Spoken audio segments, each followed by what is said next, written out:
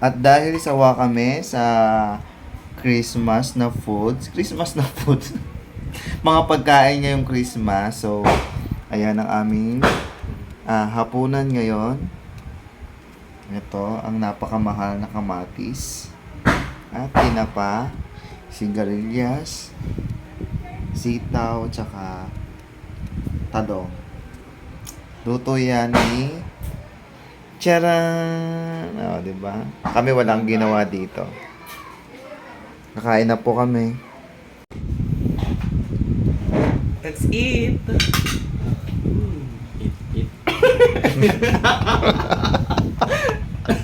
Ikaw naman. Wala ka. Paano tayo magiging mahusay na vlogger niyan?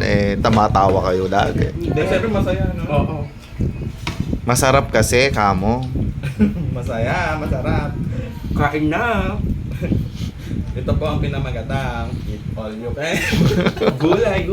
Todo na to. Go! Pagka sumika tayo sa pagkain ng ganyan, baka maging mataba na tayo, ha? Gulay nga. Makakain na kami.